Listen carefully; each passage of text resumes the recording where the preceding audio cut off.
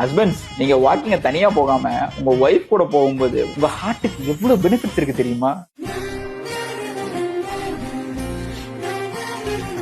First, லாஃபிங் while walking. பார்ட்னரோட நீங்க சிரிச்சுக்கிட்டே வாக் பண்ணும்போது ஹார்ட் ரேட் ரேஸ் ஆகும், கூடவே என்டார்பின்ஸ் ரிலீஸ் ஆகும். இது உங்க ஸ்ட்ரெஸ் லெவல்ஸ் நல்லா கம்மியாகும், உங்க பிளட் ஃப்ளோவை இன்க்ரீஸ் பண்ணும். Second, holding hands while walking. நீங்க பார்ட்னர் கூட கையை பிடிச்சு நடக்கும்போது நீங்க அவங்க கையை டச் பண்ணல, அவங்க ஹார்ட்டையே டச் பண்றீங்க. இங்க உங்க பாண்டிங்க ஸ்ட்ராங் ஆக்க ஆக்சிடோசின் வெளியே வரும், கூடவே கையை பிடிச்சு நடக்கும்போது உங்க ஆங்ஸைட்டியும் பறந்து போயிடும். இது உங்க ஹார்ட்டுக்கும் உங்க பார்ட்னருக்கும் ரிலாக்ஸேஷன் தெரப்பினே சொல்லலாம். லாஸ்டா, உங்க பார்ட்னருக்கும் ஹார்ட்டுக்கும் கொடுக்கிற டைம் இது. இப்ப நான் சொன்னதெல்லாம் கேட்கவே நல்லா இருக்குல்ல?